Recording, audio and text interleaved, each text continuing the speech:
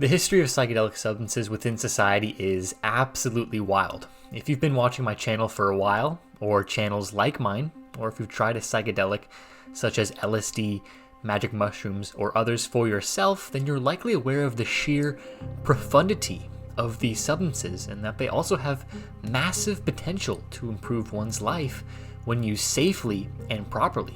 But you're also likely aware of the stigma around them. You're not so quick to tell anybody about your experiences because you fear demonization and ostracization from your family and society at large. So why is this? Why are psychedelics so heavily stigmatized?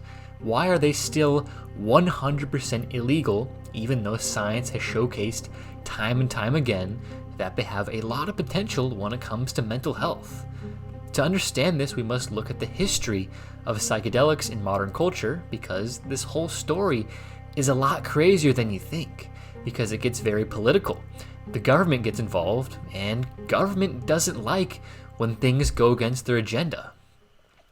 Now, psychedelics have been known of by humanity for thousands of years. Cultures throughout the world have done psychedelic rituals and ceremonies for medicinal and spiritual purposes, but when it comes to the relevancy of psychedelics in modern culture, things first get interesting with the invention of LSD in 1943 by Swiss chemist Albert Hofmann. Now, I made an entire video of this story of how Albert Hofmann created LSD, but long story short, he was trying to create a marketable blood stimulant, and when he was doing this, he synthesized LSD-25, the substance absorbed into his skin, and he started tripping. He tested more of the substance on himself, and with that, he had a profound ego death. He thought he had gone insane, but in the end, it was a powerful spiritual experience for him, and from there, studies for the practical use of LSD began.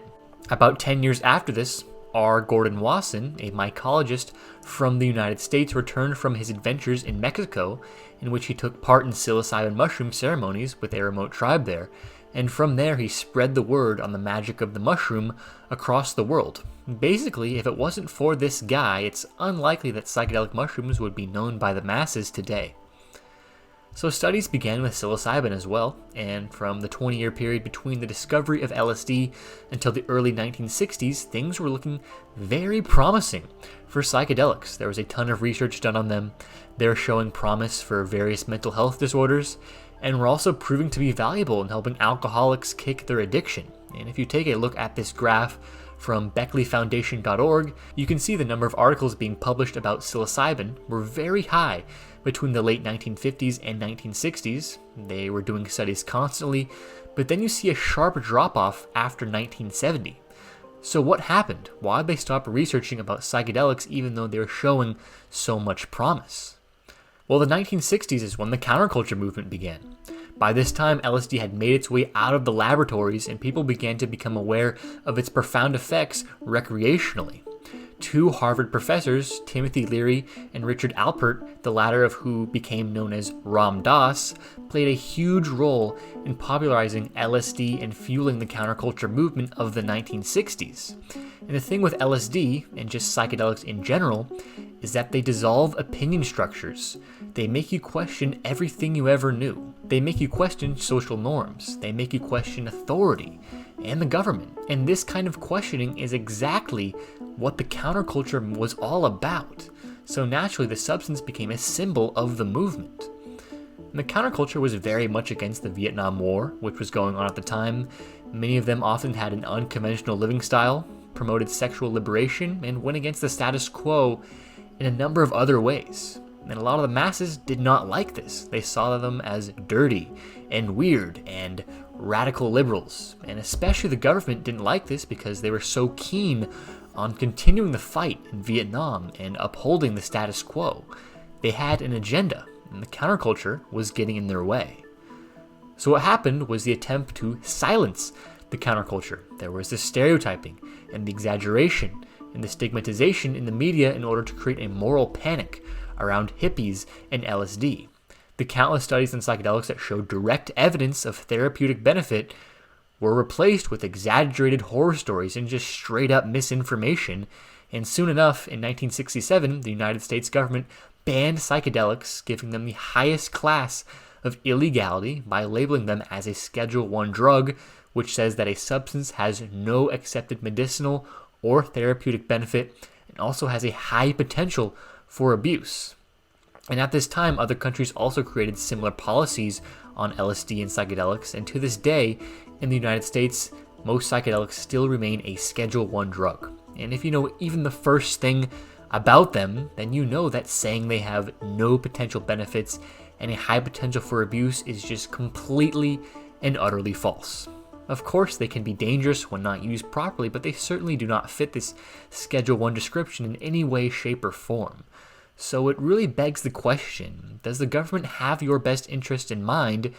Do they make certain drugs illegal because they want to protect you, or because they want to manipulate you? If you're still unsure, allow me to read you this quote by John Ehrlichman, who was President Richard Nixon's Assistant of Domestic Affairs.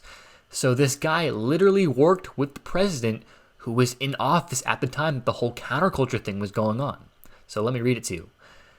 The Nixon campaign in 1968 and the Nixon White House after that had two enemies, the anti-war left and black people.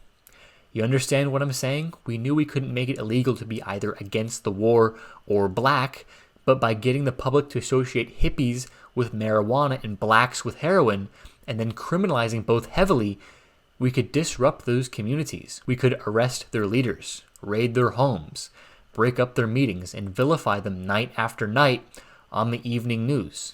Did we know we were lying about the drugs? Of course we did.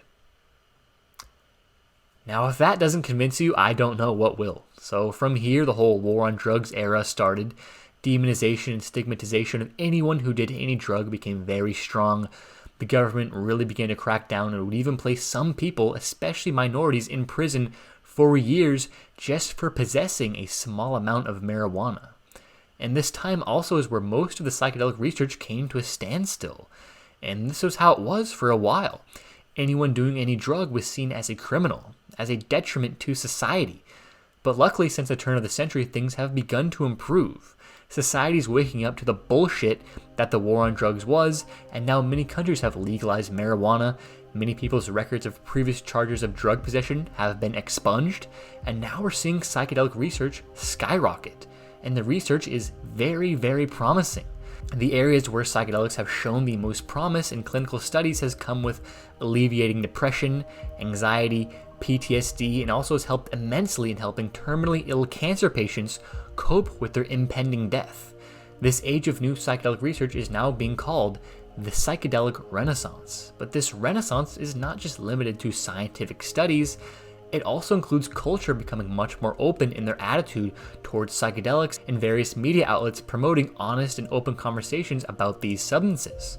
I first heard about the potential benefits of psychedelics through the Joe Rogan podcast, which eventually led me down a rabbit hole of watching the videos of various YouTube creators, which led me to trying a psychedelic for myself, and then I absolutely had my life profoundly changed for the better. It took a lot of my depression away, it gave me a sense of purpose, it opened me up to a deeper form of spirituality, and now here I am with this YouTube channel blending psychedelics and spirituality and other high consciousness stuff that will hopefully help change you and make the world a better place. But of course, it's not wise to promote psychedelics as all roses and daisies for everyone. They have their downsides, they can fuck you up, they're powerful substances, everyone should know what they're getting themselves into before they try one, and everyone needs to be practicing proper protocols when they do use one. But nonetheless, I want to be contributing to the psychedelic renaissance, so that's why I'm here. We've made a lot of progress. The state of Oregon in the United States has just legalized psilocybin therapy this year, and a number of cities in the United States have also decriminalized psychedelics recently, and that's only expected to get better in the coming years. Perhaps psychedelics can follow a similar legalization model to that of marijuana. I know a lot of European countries have also legalized psychedelic therapy, so all of this is very, very great. We're making progress, and it's only going to get better. I'm excited to see where the future of psychedelics takes us. So that's it for this video, guys. I hope you enjoyed it. I hope it helps you realize why society demonizes psychedelics so much, and that you can't really blame anyone for blindly looking down upon you or demonizing you for your psychedelic use, even if your experiences have been only positive. That's just how they're indoctrinated to think. The best thing you can do to help break the stigma is to lead by example. Use these substances to better yourself, which is how they should be used. Become your greatest version. Become as actualized as you possibly can. And then when people ask you how you achieved your success and what shaped you in life, be like, yeah, a large part of it was because I took psychedelics. But yeah, guys, follow me on Instagram if you want to get a hold of me. And if you wish to support my work on a deeper level, I do have a Patreon. We have a book club on there where we read a book once a month on topics we go over on this channel, and then we talk about it. So if that interests you, consider joining. And as always, guys, have a great day and peace.